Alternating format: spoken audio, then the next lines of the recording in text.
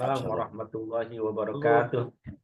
Hamdan wa syukran lillah, salatan wa salaman ala rasulillah, amma ba'du.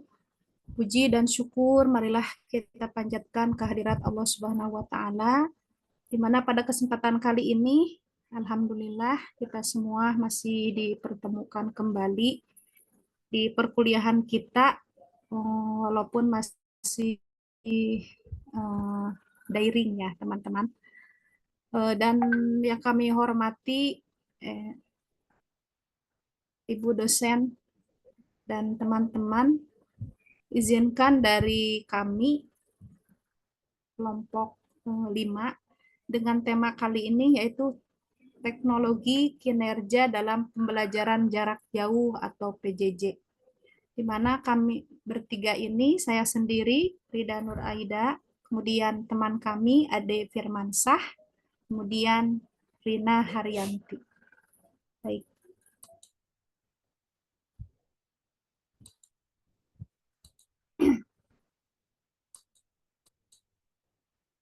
Baik, untuk pendahuluan kali ini di teknologi kinerja dalam pembelajaran jarak jauh atau PJJ, kami pendahuluannya yaitu teknologi informasi dan komunikasi telah mengubah lanskap pendidikan di seluruh dunia. Salah satunya dampak paling signifikan adalah munculnya pembelajaran jarak jauh atau PJJ, yang kemudian siswa dan pengajar untuk terhubung dan berinteraksi batasan geografis. Namun, keberhasilan pembelajaran PJJ ini tidak hanya tergantung pada ketersediaan infrastruktur teknologi, tetapi juga pada kemampuan untuk mengelola dan memanfaatkan teknologi secara efektif. Disinilah teknologi kinerja berperan penting. Baik, definisi pembelajaran jarak jauh.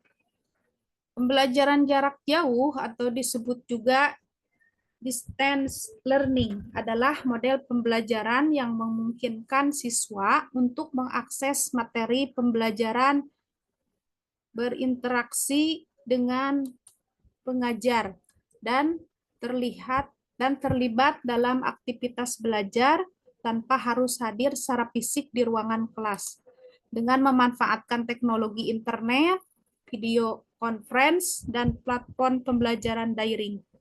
Pembelajaran jarak jauh membuka akses pendidikan yang lebih luas, fleksibel, dan terjangkau bagi siswa di berbagai lokasi. Baik, beberapa teknologi yang dapat digunakan dalam PJJ, di antaranya yang pertama ada aplikasi konferensi jarak jauh. Contohnya Zoom, Google Meet, Skype, Microsoft Teams, dan Cisco Webex. Kemudian media pembelajaran daring seperti Google Classroom, Google Form, Google Drive, dan lain-lain. Kemudian video pembelajaran dapat menggantikan buku teks. Forum diskusi daring, yaitu di mana forum diskusi daring ini menciptakan ruang bagi siswa untuk berinteraksi dan saling belajar. Kemudian ada aplikasi belajar seperti Microsoft PowerPoint, Canva, Fountain, dan Quiver. Berikutnya, 4 alat yang bisa digunakan untuk pembelajaran jarak jauh. Tadi sudah diungkapkan bahwa di antaranya ada Zoom seperti yang kita lakukan hari ini, bisa bertatap muka melalui media maya ya. Kalaupun dilakukan dengan Zoom ini bisa bertatap muka dengan teman-teman. Nah, kemudian Google Meet, WhatsApp, kemudian Microsoft Teams. Nah, 2 aplikasi ini digunakan untuk pembelajaran jauh. Banyak aplikasi yang di sini ada yang gratis, pun ada juga yang berbayar. Di antaranya ada Quizizz, Kahoot, ya, dan lain-lain. Dan ini menjadikan menarik dan berkesan jika disampaikan kepada murid-murid kita, apalagi dengan metode-metode yang bervariasi seperti itu ya teman-teman. Kemudian teknologi informasi dapat membantu PJJ dengan cara apa? Yang pertama, meminimalkan kendala jarak dan waktu. Ya, contohnya kita bayangkan ketika ada teman-teman yang jauh jarak rumahnya, kalau kuliah setiap hari, misal ke UIA ya, yang jaraknya lumayan, dan dibandingkan ketika sekarang belajar melalui Zoom ini. Itu diantaranya contoh kecilnya seperti itu ya teman-teman. Kemudian meningkatkan interaksi antara guru dan siswa, ya, di mana kita bisa melihat sendiri ketika kita sedang melakukan ini juga, kita bisa berinteraksi dengan ibu dosen, kemudian dengan teman-teman, seperti itu. Kemudian berikutnya, memberikan layanan informasi yang tidak terbatas ruang, tempat, dan waktu. Ya. Bisa di mana saja, kapan saja, dan bisa diakses melalui apa saja, contohnya laptop, kemudian handphone, itu dengan catatan harus memiliki kuota seperti itu ya. Kemudian berikutnya memberikan sumber belajar dan media belajar yang dapat dipelajari sesuai dengan kecepatan belajar peserta didik. Baik teman-teman, berikutnya akan disampaikan oleh teman kami yaitu Bapak Ade. Silakan Pak Ade. Ya, Assalamualaikum warahmatullahi wabarakatuh. Mohon izin, Prof. Ipa. Di sini saya akan melanjutkan untuk mewujudkan pembelajaran jarak jauh yang efektif dan menyenangkan, dapat melakukan beberapa hal sebagai berikut. Pertama, terlibat aktif dalam kegiatan pembelajaran. Yang kedua, buat chat grup kelas. Seperti yang sudah kita lakukan, adanya grup koordinasi WhatsApp dan lain sebagainya. Yang ketiga, aktif bertanya pada guru dan dosen selama pembelajaran daring atau pembelajaran jarak jauh. Berikutnya, melengkapi alat-alat kebutuhan pembelajaran. Berikutnya, siapkan tempat belajar di rumah yang memenuhi kuota yang menunjang fasilitas internet. Berikutnya, pastikan istirahat dengan teratur supaya pembelajaran juga lebih efektif. Peran teknologi dalam pembelajaran jarak jauh. Yang pertama, meningkatkan keterlibatan siswa. Teknologi kinerja membuat pembelajaran lebih interaktif dan menarik bagi siswa melalui penggunaan game edukasi, simulasi, dan alat-alat digital lainnya. Siswa dapat terlibat aktif dalam proses pembelajaran dan meningkatkan motivasi mereka. Yang kedua, menyesuaikan pembelajaran. Maksudnya di sini teknologi kinerja memungkinkan pengajaran untuk menyesuaikan pembelajaran dengan kebutuhan individual siswa. Penggunaan teknologi ini dapat membantu siswa belajar dengan kecepatan mereka sendiri dan mengakses konten yang sesuai dengan gaya belajar mereka. Yang ketiga, meningkatkan keterjangkauan. Maksudnya di sini, teknologi kinerja dapat membantu dalam membuat pendidikan lebih terjangkau dengan mengurangi biaya overhead tradisional seperti biaya transportasi dan ruang kelas. Yang keempat, meningkatkan akses. Maksudnya di sini teknologi kinerja memungkinkan siswa dari berbagai lokasi geografis dan latar belakang untuk mengakses pendidikan yang berkualitas tinggi. Ini membuka peluang bagi siswa yang sebelumnya tidak memiliki akses ke pendidikan formal. Yang kelima, memfasilitasi kolaborasi. Maksudnya di sini teknologi kinerja memungkinkan siswa dan pengajar untuk berkolaborasi secara real time meskipun mereka berada di lokasi yang berbeda. Hal ini membantu menciptakan lingkungan belajar yang lebih kolaboratif dan membangun hubungan yang lebih kuat di antara mereka.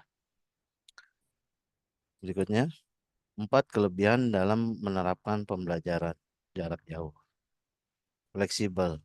Waktu dan tempat belajar dapat disesuaikan dengan kebutuhan, sehingga tidak terikat oleh jam belajar di kelas. Yang kedua, biaya lebih terjangkau. Biaya yang dikeluarkan untuk PJJ lebih terjangkau dibandingkan dengan biaya untuk pelajaran tatap muka langsung. Berikutnya, akses materi yang luas. Peserta didik dapat mengakses berbagai materi dan sumber belajar yang luas. Berikutnya, mudah diakses. Peserta didik dan pengajar dapat memberi dan menerima materi dengan mudah menggunakan ponsel ataupun laptop yang terhubung dengan internet. Komunikasi lebih mudah. Fasilitas e-monitoring memungkinkan guru dan murid berkomunikasi dengan mudah tanpa batasan tempat, jarak, dan waktu.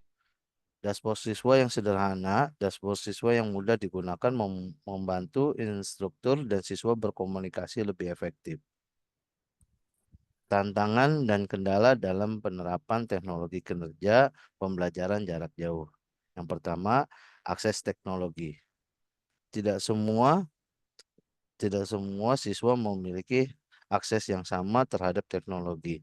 Kesenjangan digital ini dapat menghambat kesetaraan akses dan menciptakan hambatan bagi siswa dengan keterbatasan teknologi. Yang kedua, keterampilan digital. Siswa dan pengajar memerlukan pelatihan dan pengembangan keterampilan digital yang memadai untuk memanfaatkan teknologi kinerja secara efektif.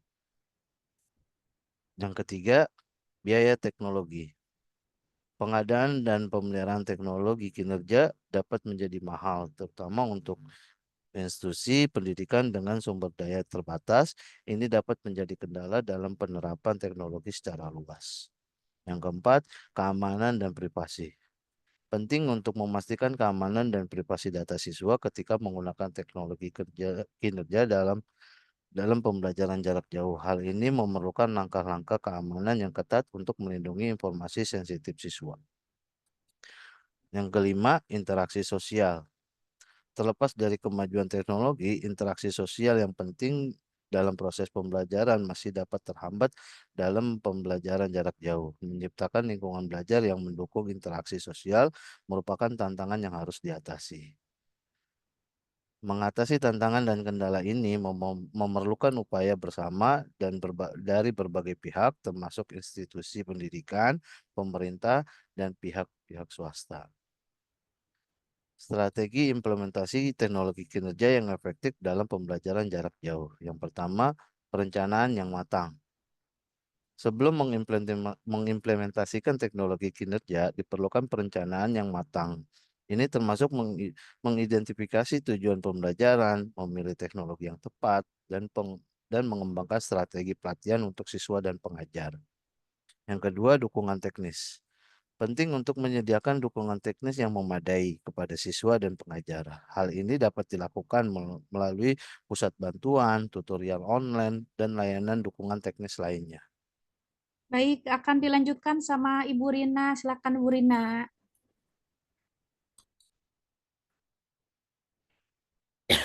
Terima kasih Bu Rida.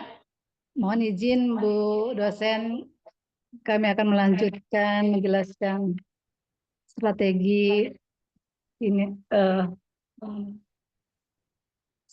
strategi implementasi teknologi kinerja yang efektif dalam pembelajaran jarak jauh. Yang ketiga, yaitu integrasi dengan kurikulum. Teknologi ini diintegrasikan dengan kurikulum pembelajaran secara efektif. Ini berarti memilih teknologi yang mendukung tujuan pembelajaran dan meningkatkan pengalaman belajar siswa. Keempat, mengembangkan keterampilan digital. Program ini merupakan pelatihan dan pengembangan keterampilan digital. Harus disediakan untuk siswa dan pengajar untuk membantu mereka memanfaatkan teknologi kinerja secara optimal. Yang keenam adalah evaluasi berkelanjutan.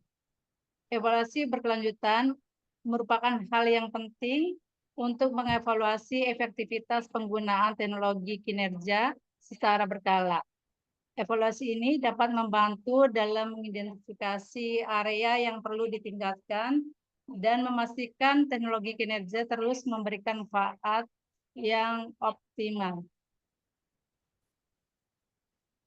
Next, Bu.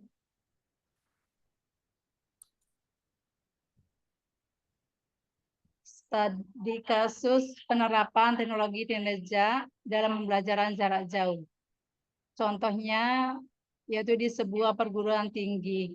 Plafon LMS digunakan untuk mengelola konten pembelajaran, memonitor kemajuan mahasiswa, dan memberikan umpan balik.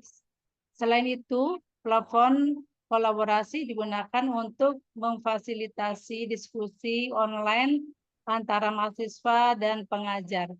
Hasilnya, tingkat keterlibatan mahasiswa meningkat dan hasil belajar mereka menunjukkan peningkatan yang signifikan. Studi kasus penerapan teknologi kinerja dalam pembelajaran jauh, contoh lain yaitu sebuah lembaga pelatihan online menggunakan simulasi virtual untuk melatih karyawan di bidang tertentu. Simulasi ini memungkinkan karyawan untuk mempraktekkan keterampilan mereka dalam lingkungan yang aman dan realistis. Hasilnya, kinerja karyawan meningkat dan mereka lebih siap untuk menghadapi tantangan pekerjaan di dunia nyata. Kesimpulan, pelajaran jarak jauh atau PJJ adalah proses belajar mengajar yang dilakukan antara peserta didik dan pengajar yang berbeda di lokasi yang berbeda. Berikut beberapa kesimpulan dari pelajaran jarak jauh, yaitu yang pertama, pembelajaran jarak jauh dapat memberikan fleksibilitas tempat dan waktu belajar. Yang kedua, PJJ dapat menambah wawasan dan kemampuan menggunakan berbagai aplikasi dalam proses pembelajaran. Yang ketiga, pembelajaran jarak jauh dapat memberikan kesempatan kepada peserta didik untuk memegang kendali atas kesuksesan belajar. Keempat, pembelajaran jarak jauh dapat diakses dengan mudah. Kemudian yang kelima, dapat memiliki biaya yang lebih terjangkau. Sekian. Teman, mungkin Terima dari kasih. kami Silakan dicukupkan. Bu Rida, dilanjutkan. Ya, mungkin dari kami dari kelompok 5 dicukupkan sekian. Terima kasih. Mungkin dari teman-teman ada yang mau sharing atau apa? Silakan. Monggo, ada yang mau bertanya? Ini sebenarnya juga banyak perlu ditanyakan ya, banyak itu sebenarnya.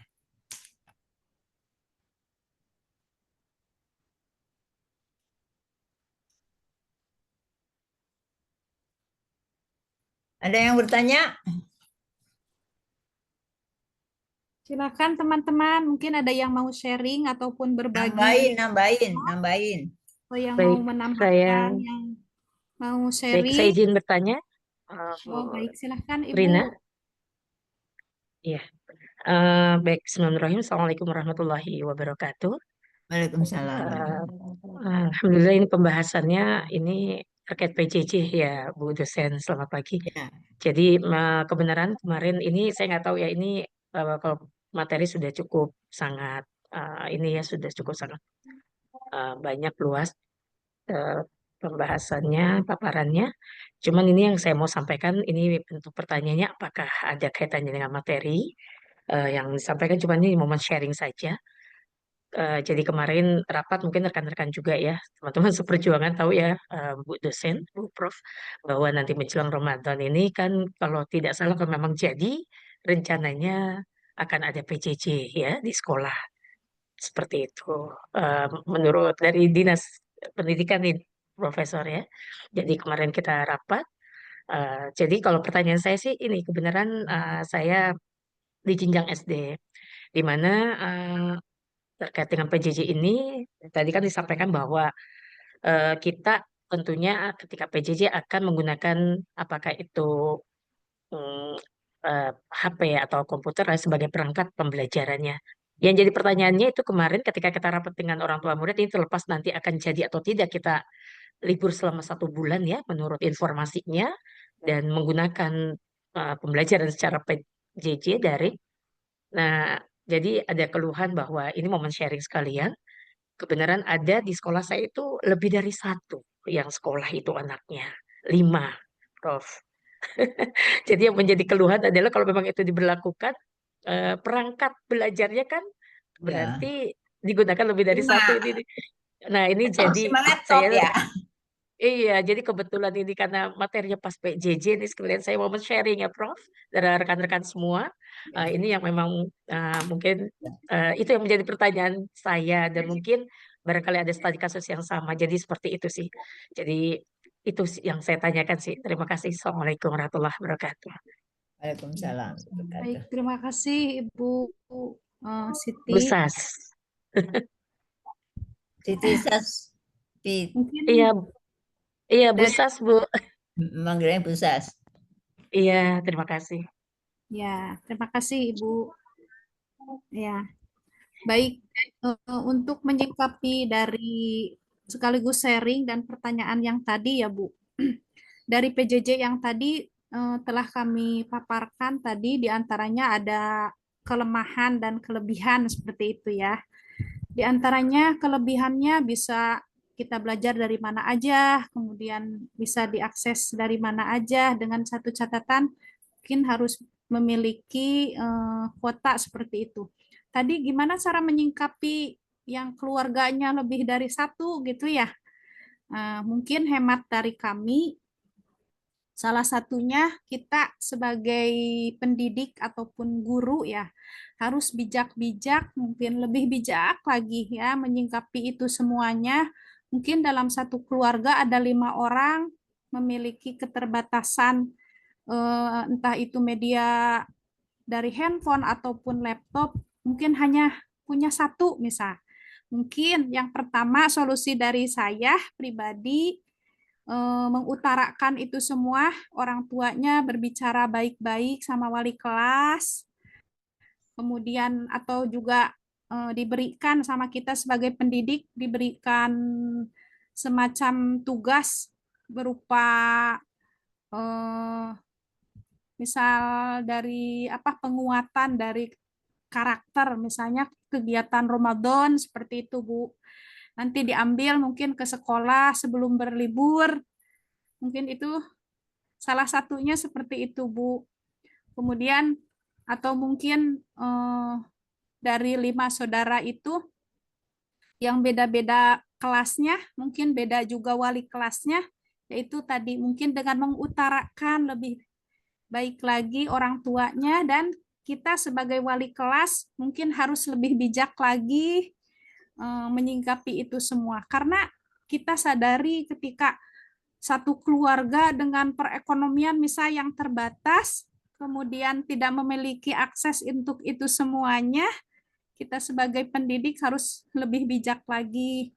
Bagaimana sih ketika itu semua dihadapi sama kita, misalnya dengan perekonomian yang terbatas, apalagi itu yang putranya lebih dari 1 sampai 5, kebayang kayak gimana ya Ibu ya.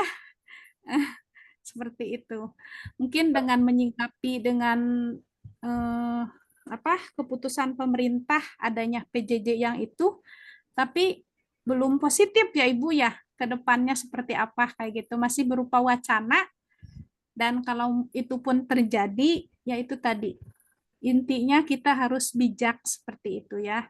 Ketika ada problematika terjadi pada peserta didik kita, kita istilahnya menjadi manusia itu harus lebih bijaksana terhadap orang lain gitu. Seperti itu Bu. Menurut hemat pribadi kita ya, ataupun kita meringankan urusan orang lain dalam hadis ataupun Al-Quran disebutkan ketika kita meringankan urusan orang lain, insya Allah kita akan juga diringankan urusan kita seperti itu ya. Istilahnya jangan saklek-saklek banget gitu ya Bu ya. Kayak gitu. Mungkin itu Ibu dari kelompok kami atau mungkin dari ada yang tambahan dari yang lain. Seperti itu. Bu Rina ataupun Pak Ade. Izin Bu, saya menambahkan. Oh baik, silakan Pak Hadi. Ya, Mungkin ada kasus lain ya Pak Hadi ya, monggo Pak Hadi. Iya, baik. Terima kasih buat kesempatannya, izin Bu dosen menyampaikan beberapa trik saja sebetulnya yang pernah kami lakukan gitu ya dalam hal mensikapi kegiatan PJJ yang mungkin barangkali kita pernah alami di masa COVID beberapa tahun yang lalu. Tapi untuk itu memang itu menjadi satu dasar bagaimana kita menyusun proses pembelajaran jarak jauh ini dengan baik, di mana eh, awal-awalnya memang ini kalau memang sudah menjadi satu ketetapan atau kesepakatan dari pusat, mau kita harus menyikapi dengan betul-betul membuat perencanaan dan persiapan yang lebih matang gitu ya, karena tentunya tujuan pembelajaran yang akan disampaikan haruslah lebih jelas dan lebih spesifik ditangkap oleh anak dan harus diutamakan dengan pendekatan atau proses strategi pembelajaran yang sangat tepat sekali. Pentingnya komunikasi dibangun antara pihak orang tua dengan sekolah ini sudah mulai disusun dari mulai membuat jadwal yang terstruktur, lalu mungkin ada proses persiapan kegiatan konsultasi gitu ya. Manakala mungkin tadi ada kasus barangkali satu keluarga 5 siswa perangkat tidak memadai, maka eh, pada saat terjadi suatu kegiatan tatap muka, siswa tersebut tidak bisa hadir dalam kegiatan pembelajaran daring, maka ada sesi-sesi khusus yang disepakati gitu ya dengan guru, adanya kegiatan-kegiatan konsul individual yang memberikan kesempatan anak untuk bisa melakukan proses pembelajaran secara langsung dengan gurunya. Nah, ini tentunya akan lebih memberikan kesempatan lebih luas untuk anak belajar, manakala mungkin metodenya ditentukan dengan komunikasi yang tepat. Di samping itu, guru pun harus sudah mempersiapkan platform apa yang akan digunakan dalam proses pembelajaran. Karena tentunya sebagaimana kita tahu penyampaian materi pembelajaran, konten-konten yang terkait dengan pemenuhan proses pembelajaran harus tersaji dan mudah diakses gitu ya. Lagi-lagi ini juga membutuhkan sarana yang tepat, maka perlu disiapkan dengan baik sebelum itu diberlangsungkan. Jadi barangkali memang perlu ada pertemuan secara khusus sebelum diberlakukan proses PJJ, maka orang tua patutnya diundang di sekolah. Apa dan bagaimana keluhan dari masing-masing pihak akan disampaikan dan dicarikan solusi terbaiknya. Dengan begitu, maka proses pembelajaran ini akan bisa berjalan dengan baik dan guru harus sudah mulai memberikan persiapan diri bahwa ada hal-hal tertentu, mungkin pembelajaran berbasis proyek dan lainnya untuk memberikan kontribusi pembelajaran lebih berarti. Itu barangkali tambahan yang bisa saya berikan. Terima kasih. Mudah-mudahan bisa bermanfaat. Baik. Terima kasih Pak Hadi, sungguh jelas sekali ya dari paparan tambahan dari Pak Hadi. Terima kasih banyak. Dan satu lagi nih Ibu Siti ya, saya ada satu pengalaman waktu pas kemarin. Jadi ada satu anak di kelas di sekolah kami ya. Ceritanya ada anak yang iseng gitu, akhirnya terjadi yang tidak diinginkan, tangannya patah ya. Akhirnya kan beberapa bulan itu anak tidak sekolah. Nah, setelah sembuh, kemudian memang harus beristirahat. Nah, salah satu solusinya yaitu kami mendatangi ke rumahnya, Ibu. Yaitu mungkin salah satu dari kerjasama antara pendidik dan siswa. Di antaranya kita harus tadi balik lagi harus lebih bijak lagi, di antaranya bisa mengunjungi ke rumahnya. Tapi kan kita nggak mungkin juga mengunjungi ke semua siswa yang banyak gitu ya. Tapi dengan melihat lagi kasus-kasus yang lebih apa sih menonjol gitu, kalaupun ibarat kata yang lebih penting lagi, di antaranya yaitu terjadi di sekolah kami, yaitu ada yang tangannya patah dan lain-lain. Kami mengunjunginya dan memberikan pembelajaran seperti itu dan berkunjung ke rumahnya seperti itu ya. Mungkin ada tambahan dari Pak Ade, silakan Pak Ade.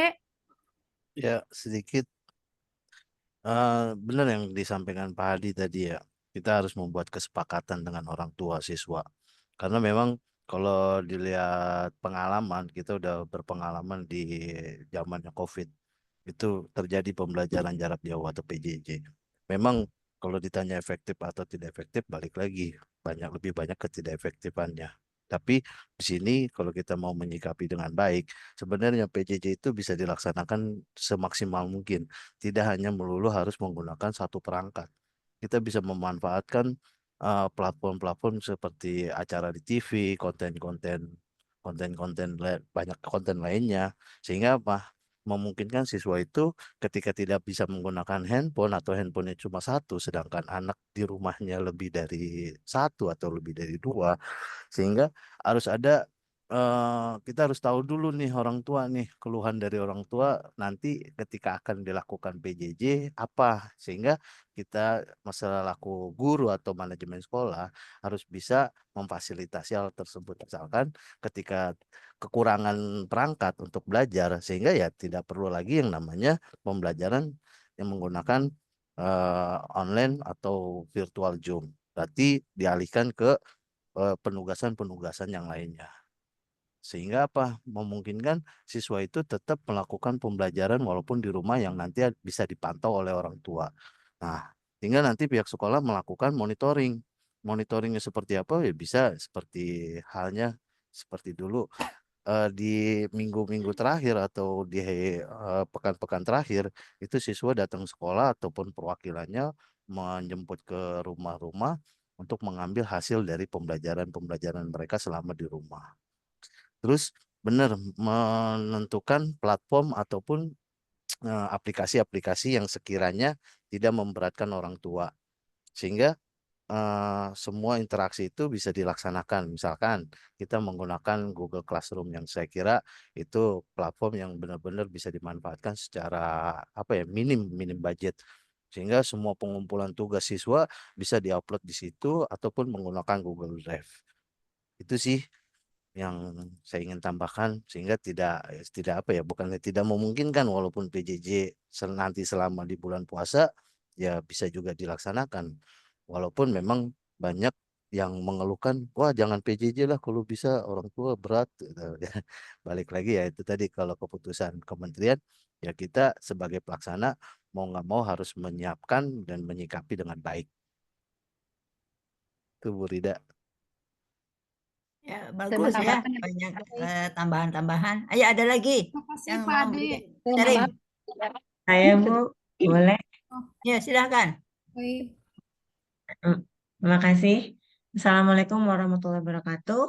Yang Waalaikumsalam. terhormat dosen, Profesor Iva, dan teman-teman sekalian.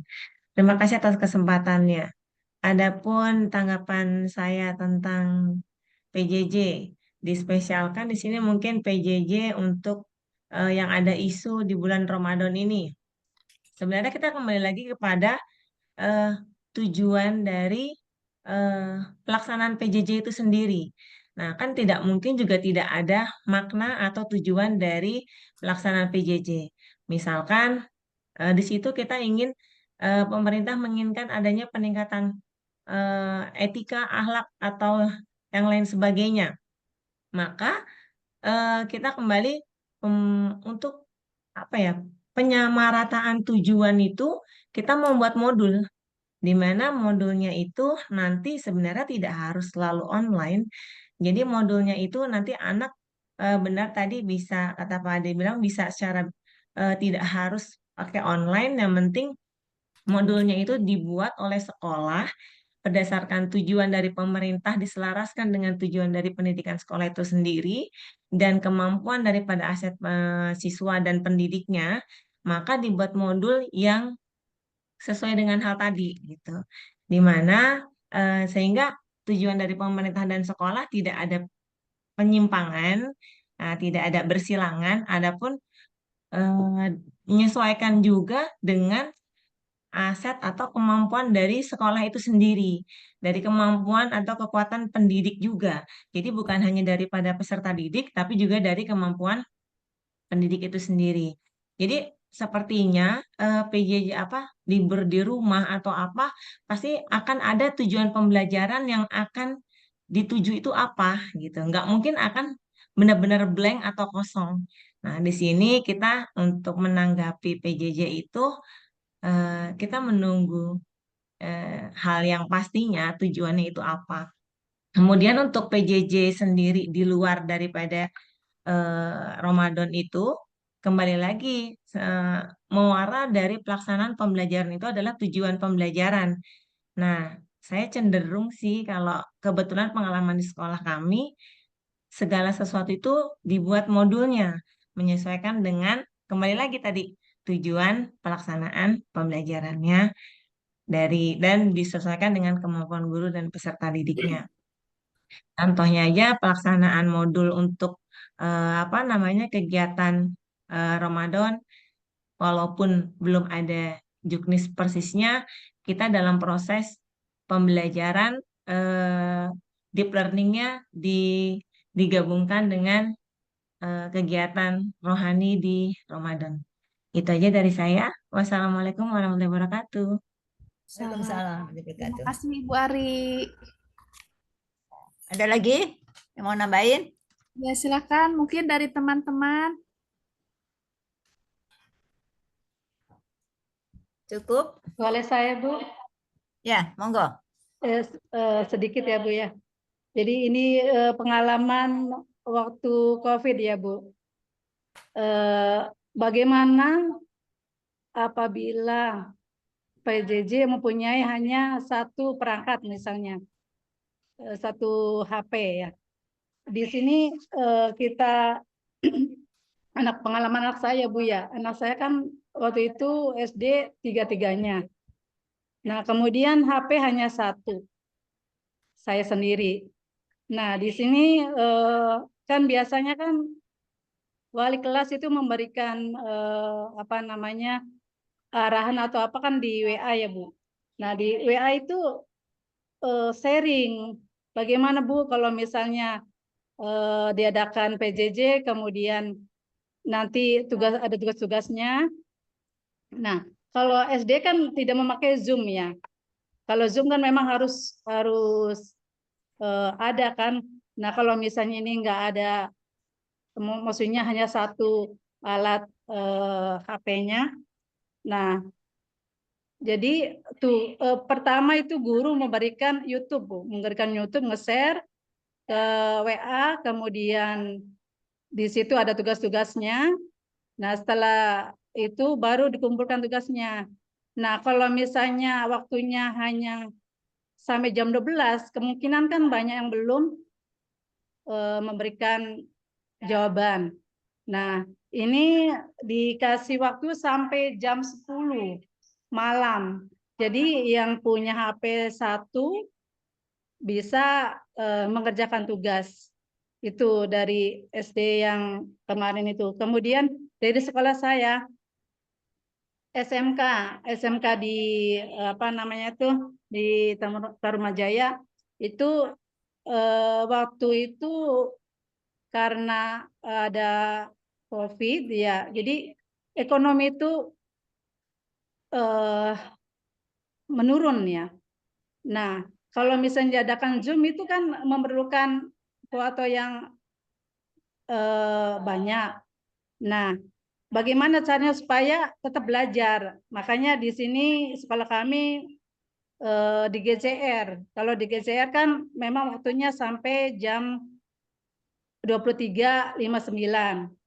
Jadi walaupun satu HP itu bisa mengerjakan tugas-tugasnya bisa bergantian gitu. Jadi sebenarnya ini kebijaksanaan sekolah masing-masing. Apakah diadakan Zoom, apa diadakan YouTube, atau diadakan di GCR dan sebagainya, itu tergantung dari ekonomi orang tua masing-masing gitu, Bu. Itu pengalaman saya. Itu aja. Ya, terima kasih. Baik, terima kasih Bu Rina. Mungkin dari teman-teman, ada lagi? Bu Pita ya, silakan Ibu Pita. Iya. Terima kasih Bu Rida. Iya. Assalamualaikum warahmatullahi wabarakatuh. Waalaikumsalam.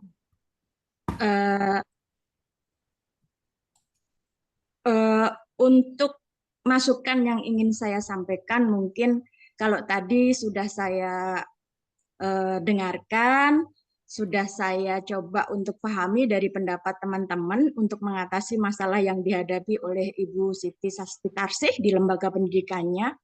Begini Ibu, kalau masalahnya hanya terkait karena penyediaan sarana, artinya keterbatasan perangkat yang harus digunakan untuk kegiatan pembelajaran, seperti yang sudah kita alami sekarang ini, kita dalam satu pembelajaran, dalam satu hari, kita menggunakan tugas di dalam GCR itu kita bisa dengan pembagian 5 kelas.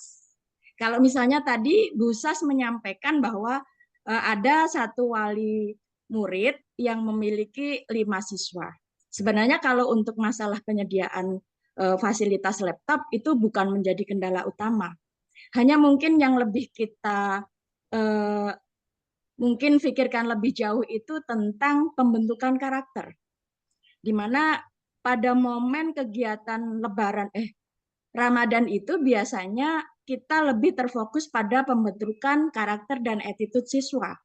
Di mana kalau misalnya di dalam sekolah saya itu untuk pembagian tugas materi itu biasanya disesuaikan sesuai dengan fasenya. Misalnya ke kelas 1-2 fase A, kelas 3-4 fase B, dan kelas 5-6 itu fase C dengan materi yang sama. Nah, kalau untuk masalah Zoom, mungkin pada saat pemberian materi kita bisa membaginya dalam jadwal yang berbeda. Misalnya untuk kelas 1-2, materi melalui Zoom disampaikan dari jam 8 sampai jam 9. Kemudian selanjutnya untuk kelas 3-4, jam 10 sampai jam 11. Kemudian nanti selanjutnya disusul untuk kelas 5 dan 6.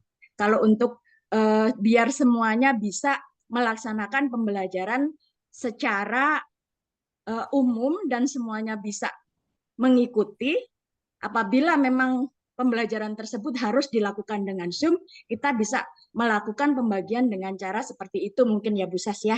Jadi Ibu Sas kan penentu kebijaksanaan ini di sekolahnya. Mungkin Ibu lebih bijak untuk memberikan pembagian jadwal dari kelas yang rendah, kelas yang tengah, sampai kelas yang tinggi.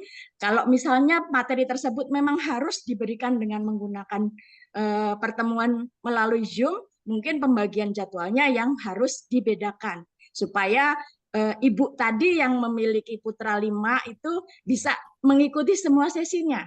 Jadi misalnya yang kelas bawah misalnya ada yang putranya 2 bisa ikut dalam satu sesi, kemudian yang kelas tengah misalnya ada yang putranya 1 ikut yang sesi yang kedua, dan seterusnya. Nah, untuk pembentukan karakter mungkin Bun, saya bisa sedikit memberikan masukan. Jadi kita sekarang itu ada yang namanya 7 kebiasaan hebat anak Indonesia atau anak Indonesia hebat, di mana dalam kegiatan implementasinya itu kita diminta untuk membuat jurnal kegiatan sehari-hari. Nah, ini mungkin kita bisa kembali flashback ke masa lalu, di mana setiap hari itu selama bulan Ramadan itu siswa diminta untuk mencatat dan memberikan tanda checklist atau mewarnai atau memberikan pendapat, kemudian nanti diberikan kepada orang tuanya untuk ditandatangani bahwa sebagai bentuk persetujuan bahwa orang tuanya bertanggung jawab atas pendidikan karakter siswanya di rumah. Jadi misalnya kegiatan dari mulai pelaksanaan sholat, kemudian kalau bulan puasa itu kan ada sholat taraweh, kemudian misalnya kegiatan ada tadarus Al-Quran sampai juz berapa.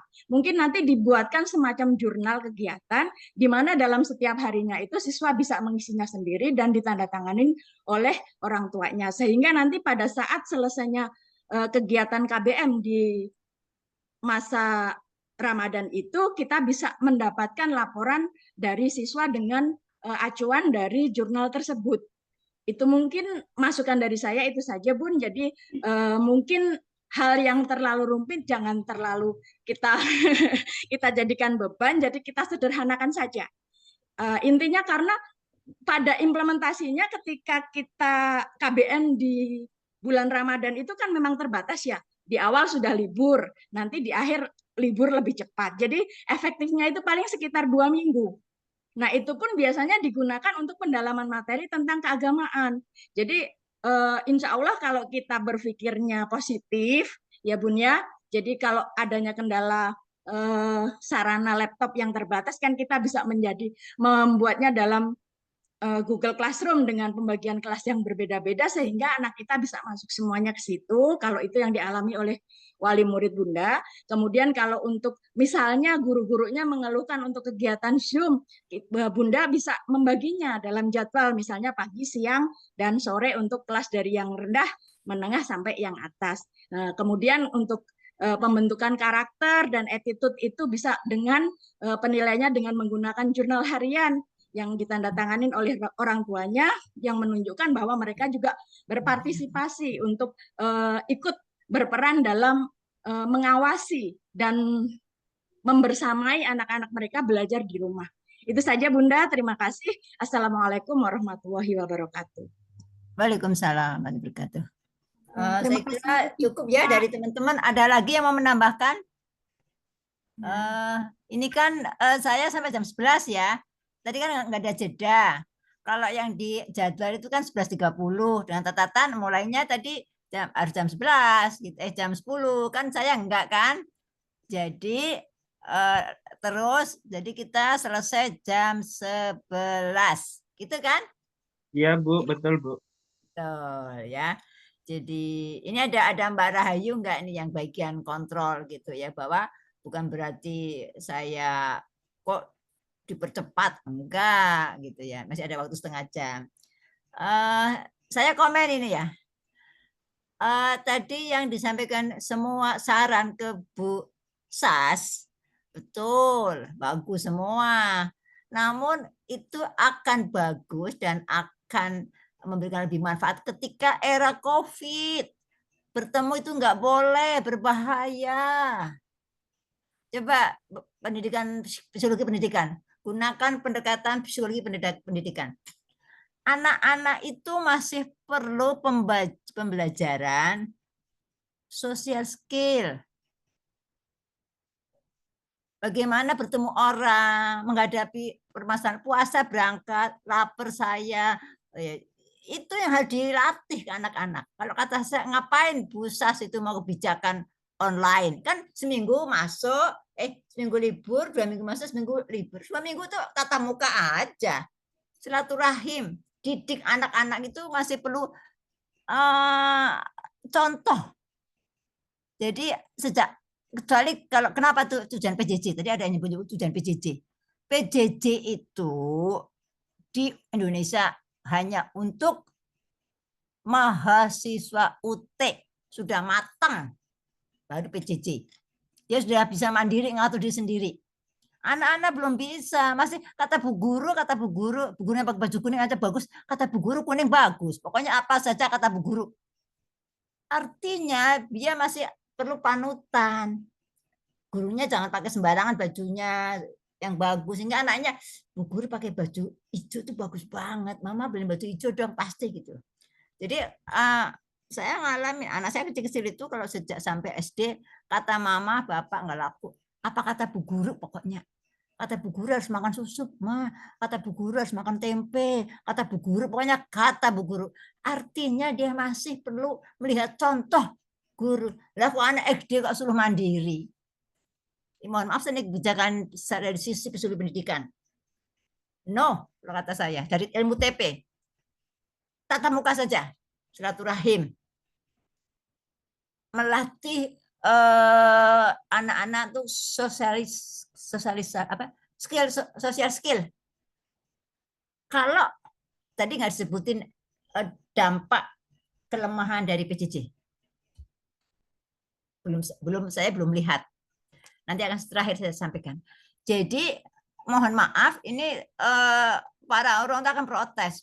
Di samping saya perasaan juga terganggu, masa gantian gitu. Sedangkan kontennya kan harus, yang penting sosial skillnya bergaul, nggak makan tapi kumpul bersama, game-game, kerjasama, nyapu gitu ya, santai-santai, nggak berat-berat, lagu-lagu agama, nyanyi-nyanyi, permainan gitu ya, masak-masak nanti buat buka, itu kan apa prakarya gitu, yang santai-santai aja. Tapi 2 minggu itu tatap muka.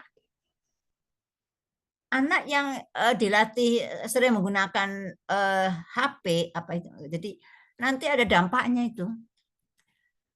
Nggak terlatih lihat orang, oh kasihan lapar kamu ya, tadi aku nggak puasa, tadi kan cerita, nggak buka, duh lapar banget ya gitu ya. Kadang-kadang ada yang kepedulian sesama lah itu dilatih. Jadi silaturahim itu udah mulai hilang. Dan apa dampaknya?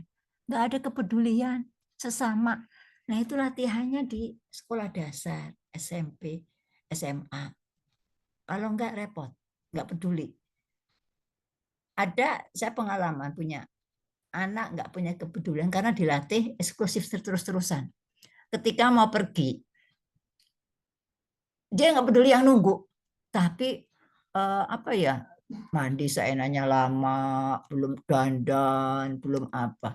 Nggak lihat bahwa yang nunggu itu dari capek. Kalau ditunggu tuh segera, nggak ada itu. Satu grup mau main bola, nunggunya lagi dandan, lagi apa-apa. Nggak, karena dia nggak terbiasa peduli dengan kepentingan orang lain. Itu harus dilatih. Jadi kata saya, Bu Sas, no online. Anak SD, no online. Tatap muka. Dia akan mencatat, mendengarkan, lihat. Jadi anak-anak itu masih melihat. Ibu itu kalau pakai baju, pakai tasnya, pakai motornya itu dicontoh. Ngomongnya juga ditiru-tirukan itu sampai gitu. Saking masih perlu model sekolah pendidikan. Belajar social skill itu yang harus diajarkan. Kalau di rumah orang tua pusing itu, ya. Coba 5 anak 1 bulan di rumah terus pusing. Ngapain gue bayar sekolah? Saya titipin sana belajar sosialisasi dengan teman-temannya, dengan guru. Padahal di sekolah juga mungkin nggak belajar nyari lari, nyanyi-nyanyi, duduk-duduk gitu ya, ngerjain apa, nyapu kelas itu selama 2 minggu bagus itu. Kerja bakti gitu ya, nggak berat-berat lah. Berat juga santai-santai aja gitu ya, nggak kerja kelompok ngisi gitu. Itu akan tahu-tahu udah siang. Kalau bahasa ininya ngabuburit sambil cari ilmu, nggak lupa. Jadi mohon maaf aja, anak SD no PJJ. Karena dia makan melihat contoh. Di rumah bapak ibunya nggak ada kerja. Apa yang dilihat? Pembantu yang nggak bisa apa-apa gitu ya. Kasihan. Tapi kalau sekolah lihat guru, lihat temannya. Temannya bisa nyanyi, saya nyoba belajar. Temannya apa bisa. Itu akan sharing. Ya. Jadi kalau kata saya itu kebijakan yang nggak melihat KTP-annya, nggak melihat psikologi pendidikannya. Anak-anak masih perlu model. Kenapa itu sebenarnya PJJ itu untuk pemerataan pendidikan. Awalnya di Indonesia itu pemerataan pendidikan yang jauh-jauh itu nggak ada sekolah, pakai internet. Itu juga masih ada pendampingan loh. Jadi di sana ada pendampingnya, dosen guru pendamping yang mahasiswa kan ada dosen pendampingnya. Saya dulu pernah jadi pendamping rutin PR oleh dosen pendamping mengoreksi pendampingan kita mau tes UAS gitu ya. Jadi itu rata-rata mahasiswa yang jauh dari sarana pendidikan di kota, di kampung yang orang tuanya kerja di perbatasan gitu ya, bikin sekolah gitu ya, pakai PJJ. Nah di luar negeri itu ya, kenapa banyak PJJ? Karena mereka sudah nggak punya mahasiswa. Jepang nggak ada anak SD tutup semuanya. Rata-rata keluarganya keluarga di Eropa, Jepang itu kalau nikah nggak punya anak, malas punya anak, repot ngurusnya itu. Jadi di Singapura, Jepang kalau hamil dijamin, dikasih duit, dikasih apa, dijamin sampai punya anak. Sampai siapa yang mau punya anak dikasih hadiah sekian. Singapura. Sehingga dia lama-lama muridnya gak ada. Ya. Tapi dia tidak di luar negeri itu tidak menggunakan PJJ untuk anak-anak. PJJ hanya untuk mahasiswa, orang dewasa sudah mandiri. Gitu ya. Nah, paham ya? Ada pertanyaan nggak? Sepakat nggak dengan saya coba? Ada yang mau ngasih nambahin apa komen? Jadi tadi ada pertanyaan Bu Sas tadi bagus juga ya. Jadi kebijakan enggak? Ini kan biar macet, enggak macet ini, tapi kan sarana terbentuk. Bukan sarana aja ya Bu Sas ya, tapi suruh pendidikan tuh kasihan anaknya. Jadi nanti dia akan hilang social skill yang sudah dibina gara-gara 2 minggu PJJ. Orang tua akan pusing, ya pusing. Jadi kalau terusan aja ya harus nyediain makanan, rame, mungkin jadi rumah kotor. Anak-anak kan pinginnya main, ketemu temannya aja lapar bisa hilang kok. Ya, lapar bisa hilang. Nah ini yang perlu dijaga ini, perlu dijaga ini. Nah kelemahannya apa PJJ itu? Coba siapa yang bisa jawab? Tadi kan disampaikan hanya kelebihannya aja, bisa fleksibel di mana saja, kapan saja, gitu, siapa saja, no paper, no class, ya, udah no teacher, gitu kan? Semua bisa kapan saja, malam-malam ngantuk-ngantuk belajar, gitu kan? UT kan gitu kan? Habis kerja malam-malam baca itu masih pakai LMS, materinya apa, soal ujiannya apa. Teman-teman yang sudah bekerja rata-rata yang ikut PJJ itu teman-teman yang bekerja dan di luar jangkauan adanya kelas yang tatap muka. Jadi di Papua sana perbatasan gitu ya, tapi ingin sekolah. Nah, kelemahannya apa kira-kira coba? Siapa yang bisa jawab? Kesulitan memahami materi, Bu. Satu-satunya iya. Jadi kan ada AI gitu ya. Jadi memang ya untuk anak ya anak-anak itu kan ingin lihat apa yang diomongin. Jadi mendengar, menulis, terus presentasi ngomong itu akan masuk. Ya. Jadi ketika PJJ kan itu kan nggak ada no teacher. Jadi hanya dikirim materi sendirian. Dibaca sendirian gitu ya. Nah, kalau biasa kerja kan tadi sudah sosialisasi. Manusia itu makhluk sosial, perlu bergaul. Bayangkan 1 bulan di rumah terus gitu, ketemunya anak tunggal kan sekarang jarangnya anak 5. Kalau dulu anak 5 rame gitu, 7, 9 zaman dulu rame. Enggak sekolah pun kita bisa mainan, bisa tak umpet, ada 7 ya, zaman dulu kan 7, zaman saya tuh ibu saya 7 anaknya. Ya, bisa rame-rame gitu, bisa anak. Cuma sekarang anak 1 2. Ya, Bapak Ibu kerja, terus di rumah ngapain coba? Khawatir malah bahaya itu ya. Tapi kalau ada teman nggak boleh di sekolah kan banyak nggak bolehnya gitu ya. Sehingga kalau kata saya sampaikan aja kepala sekolah kebijakan ke dinas saja. No, karena anak SD itu masih perlu model dan perlu pembelajaran social skill. Bagaimana belajar memperhatikan orang lain, peduli orang lain, diperhatikan, memperhatikan, ketawa bersama. Emang ada ketawa sendiri gila nanti, ketawa bersama gitu. Nah, ini ketawa bersama itu kan ada yang lucu-lucu, bareng ketawa, bahagia. Ya. Ini kalau sendirian sebulan bayangkan tuh, saya juga jadi orang tua kayaknya mikir juga pusing ya, ada cucu sebulan gitu ya. Saya cucu kebetulan anak udah nggak ada ya. Kan masih harus nyediain menunya apa, nanti kemana. Emang nggak duit. Tapi kalau ke sekolah ngirit, pinter. Ya coba makanya orang tua ngeluh semuanya itu Bu Sas itu akan protes. Ibu bukan sarana prasarana, konsumsi itu. Saya bilang, tapi kalau sekolah udah disiapin kan puasa, ntar buka ya. Nah kalau di rumah kan bukan apa-apa ya. Kata saya kok secara pendidikan mengurangi proses pembelajaran social skill-nya. Social skill itu penting.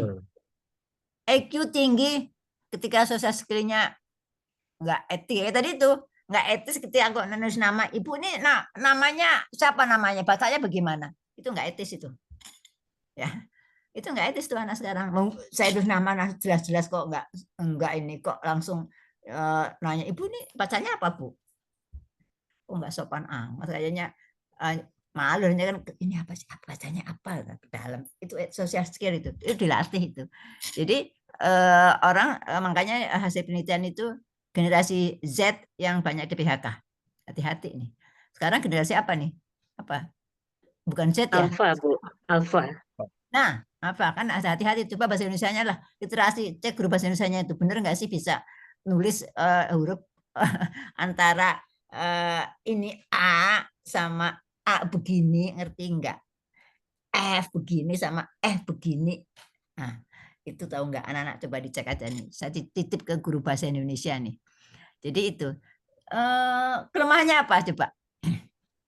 Hasil penelitian. Iya Bu, jadi terima kasih nih paparannya dari Bu Profesor dan teman-teman. Memang di antaranya memang kelemahannya di antaranya memang jadi adanya kurang interaktif ya Bu. Guru dengan tadi yang sampaikan, guru dengan siswa, siswa dengan siswa gitu ya Bu ya. Kemudian juga kan sebenarnya yang saya tadi sampaikan terkait dengan perangkat itu bagian kecil ya, bagian kecil aja. Memang pada akhirnya saya tadi sudah nangkap sebenarnya sosialisasi tipis-tipis sih Bu kemarin sudah dilakukan itu. Tapi ya memang itu salah satunya perangkat yang baru kedengaran. Mungkin mohon doanya aja Bu, kita lagi ikhtiar juga. Ini terlepas jadi atau tidak ya Bu ya. Namun Iya, kan ikhtiar itu katakan perlu dari aja jauh-jauh kendalanya waktu. itu. Jadi anak-anak Iya, itu jadi masih perlu model dan model benar, role belajar model. social skill. Nah, itu yang Benar, penting itu. Biasanya benar. anak-anak yang social skill-nya bagus dia akan sukses. Kayak yang Iya. sendiri, intol sendirian nggak akan sukses itu. Ya, Iya, bayangkan justru itu siswa protes Bu, malah kita nggak mau, kita nggak mau belajar di rumah, maunya gitu. Jadi nanti sebenarnya dimarahin minta guru doanya ya. Ibu, iya. Jadi ikhtiar Ya, kami mau mintanya sih pemangkasan waktu aja sih. Jadi anak-anak tetap ke sekolah, ya hanya jam waktunya 11 saja yang pulang dipangkas. gitu Iya, lah. ikhtiarnya Nggak seperti apa-apa itu. gitu. Tapi tetap ada Iya, pertemuan di antara mereka. tetap ketemu. Iya, Insya Allah. upacara berbaris ya, nggak usah sampai lama-lama. Tapi saya kira mereka supaya daya tahan kuat juga, latihan fisik juga gitu. Puasa emang nggak boleh upacara, nggak apa-apa upacara. Memang kita punya lemak kok. Kenapa disuruh puasa itu? Hanya latihan, nggak boleh marah gitu ya. Itu orang miskin lapar juga, saya juga merasakan ini orang kalau lapar ini ya sakit perut ya. Jadi nanti kan akan sedekah. Itu sebenarnya belajar sedekah itu karena kita belajar orang miskin kasihan juga ya, sakit perut nih nggak enak nih. Jadi melatih itu pembelajaran tadi karakter itu sebenarnya gimana mau pembelajaran karakter, belajarnya di rumah, ketemunya pembantu aja, bagaimana mau belajar.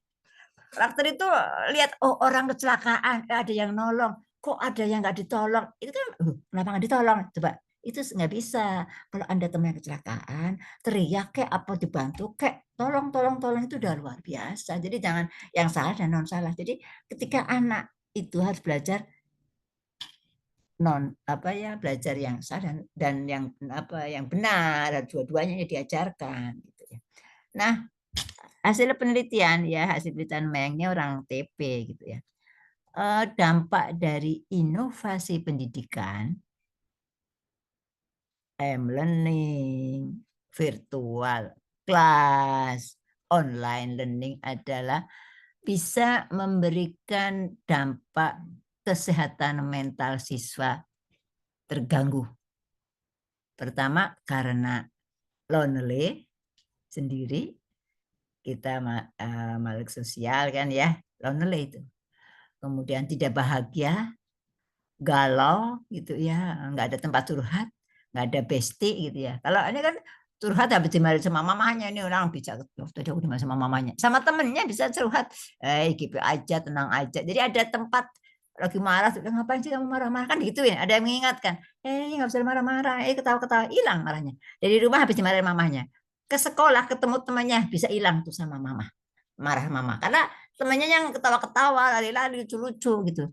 Jadi unhappy. Jadi kan dia lonely, hasil penelitian ini unhappy dapat dari inovasi pendidikan. Lonely, unhappy, kecemasan. Anak-anak biasa pegang HP, nggak ada HP ketinggalan, cemas. Bahkan sekarang udah suruh pilih orang-orang dewasa nih, pilih ketinggalan dompet atau ketinggalan HP. Dompet nggak masalah, HP bisa bayar. Dan nggak boleh lobet cemas gitu ya. Coba anak sekarang lobet mana ini dibutuhkan cari tos gitu mana-mana. Jadi dampak dari ahli orang TP, karena itu para guru-guru TP harus menjaga kesehatan mental siswa melalui pembelajaran kolaborasi dan partisipasi. Bagaimana mau kolaborasi? Lah online. Ketika online suruh cari tim nggak kenal. Tapi kalau biasa ketemu kan ada. Aku pilih kamu aja. Ada bestie-bestie yang kelompok-kelompok itu. Milih kan jadi kelompok kan mesti grup yang yang apa ya sehati akan dari kelompok itu. Tapi ketika online, dia mau cari teman yang siapa ya? Yang sana coba Bu Vita, kayak apa ya orangnya ya? Gak kenal sama Bu Vita saya. Bu Endah saya nggak pernah ketemu. Sulit menemukan teman untuk berkolaborasi. No. Online learning itu membuat PJJ sulit dampaknya ya. Memilih teman, bestie yang bisa tempat curhat. Nggak gampang. Atau malah dihujat, di aware. Kita nggak tahu kan. Nggak pernah kenal kok. Bener nggak? Jadi kita kan ingin anaknya ya pinter tapi happy. Kalau anaknya pinter nggak happy di rumah dibunuh tuh bapak ibunya tuh ditusukin. Ya neneknya ditusuk. Bagaimana? Karena dia nggak happy. Bagaimana bisa happy? Ya ketemu teman-teman sebaya gitu ya. Nggak boleh kamu, nggak boleh main, nggak boleh ini. Waduh, biarkan dia main dengan teman-temannya sebaya. Karena itu membuat happy. Di rumah mungkin suntuk, pasti ada rata-rata di rumah itu ada waktunya gitu dengan mama. Nggak selamanya, pasti dia makin gede akan sibuk dengan teman-temannya. Berikan waktu dia prosesnya. Jadi yang dikatakan anak itu sampai SD kelas 6. SMP, ya kita arisan ikut mama, pasti nggak mau. Mama mau ada temennya. Dia udah punya kesendirian, punya komunitas sosial yang sama. Kalau sama mamanya kan ceritanya arisan, masak, ya diem aja, ya kan, nggak bisa berekspresi. Jadi berikan kesempatan bertatap muka sehingga peluang kolaborasi. Maka sekarang kolaborasi itu luar biasa. Jadi kolaborasi ini akan menghasilkan belajar pembagian tugas. You bisa apa? Jadi silakan Pak. Oh kamu kayaknya halinya nyapu deh, kamu bagian nyapu kan gitu kan. Belajar membagi, jadi tanggung jawab sebenarnya ini kalau ada kolaborasi itu ya. Tanggung jawab, kemudian kalau partisipasi itu PD, percaya diri anak perlu dilatih. Di kapan ngomong, jadi nggak apa-apa, salah juga nggak apa-apa, itu kan partisipasi. Silakan semua harus ngomong, nulis dan dibacakan. Jadi ketika anak kan gini kan, anak siapa yang bertanya sulit sekali, siapa yang bertanya sulit sekali, tapi dipaksa semua berpendapat, tulis dulu baru dibacakan. Nah lama-lama kan nanti otomatis anak-anak itu kalau nulis langsung ngomong masih susah, nggak semua orang, karena ada kepribadian introvert dan ekstrovert. Jadi kita pahami juga yang introvert susah banget tuh suruh ngomong, padahal dia belum tentu bodoh. Biasanya anak-anak yang pinter itu introvert. Nah, suruh nulis, ya baca, lama-lama walaupun salah kan introvert ya nggak pinter juga banyak. Salah nggak apa-apa, yang penting udah ngomong, paksa ngomong. Nah, lama-lama kan nanti biasa ngomong, partisipasi. Ketika kolaborasi juga nggak diem aja. Ketika ada kelompok, pasti ada orang-orang yang diem aja, pasif ada, nggak semua aktif. Nah, karena nggak dibiasakan. Nah, bagaimana kalau menggunakan online gitu ya, anak-anak online gitu. Aduh, sekarang juga kan dibatasi ya, dibatasi apa itu anak-anak untuk akses HP ya, nggak tahu nanti Indonesia umur berapa gitu ya, karena sekarang sudah mulai kecanduan. Saya punya pembantu, anaknya itu dikit-dikit kan rewel, ibunya kan kerja sehingga dikasih HP. Jadi udah kecanduan kalau pakai HP, dipanggil nggak mau, nggak denger itu. Artinya social skill-nya tuh nggak ada. Coba kali ya perhatikan, kalau udah pakai HP, dipanggil, pasti nggak denger, fokus. Itu berarti nggak peduli, nggak ada perhatian. Ketika itu hilang, social skill-nya tuh, ya kayak anak-anak Gen Z itu. Makanya banyak di PHK, karena nggak ada kepedulian, masa bodoh, nggak memperhatikan orang, ya. Ketika dipanggil diem aja, sepele loh. Kerjaan ntar aja ntar gitu ya, karena asik dengan HP-nya. Jadi kelemahan daripada PJJ gitu ya, tidak bisa memilih teman sebagai bestie. Padahal itu penting membuat teman-teman mahasiswa itu bahagia. Bahagia, tidak lonely, kemudian tidak cemas gitu ya. Kalau ada teman HP ketinggalan, ya udah nggak apa-apa, pakai HP-ku aja. Kan itu kan. Ya. HP-nya ketinggalan, aku mau beli ini, siapa pakai HP saya aja, mau hubungin adik atau kakak, HP-nya ketinggalan, atau HP-nya ini pakai HP saya aja, kan santai aja gitu ya.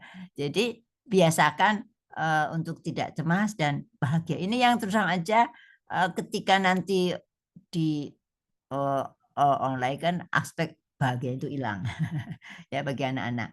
Jadi sekali lagi kembalikan tujuan daripada PJJ itu hanya untuk pemerataan pendidikan ketika jauh. UT kan tujuannya apa? UT bagi yang sibuk-sibuk gitu nggak bisa tatap muka. Tatap muka seneng kok. Saya ngebayang kalau kalian udah pernah ketemu belum sih satu kelas, pernah kan? Teman kalian udah dewasa nggak masalah. Nah anak-anak bayangkan dari awal sampai SMA online semuanya eksklusif banget. Ketika kerja dimasuk di tempat bekerja dia akan sendirian, nggak peduli. Makan bukan sendirian. Kalian bener kan? Makan-makan. Nah ini nawarkan makan-makan itu harus diajarkan sejak SD. Makan bareng itu, ambil itu kan. Nah saya pengalaman sendiri ketika ada anak dari kecil itu eksklusif, ketika di tempat kerja bawa makannya makan sendiri aja. Tetangga teman-temannya kerja, kok kita nggak minta, cuman kok nggak ada. Makan aku sorry ya, makan dulu cuma bawa sedikit. Itu yang minimal ngomong itu. Atau kalau bawanya jangan 1 lah, 5 tetangga sekantor sebelah nih, baginya ada bawa kue nih, bawa kue.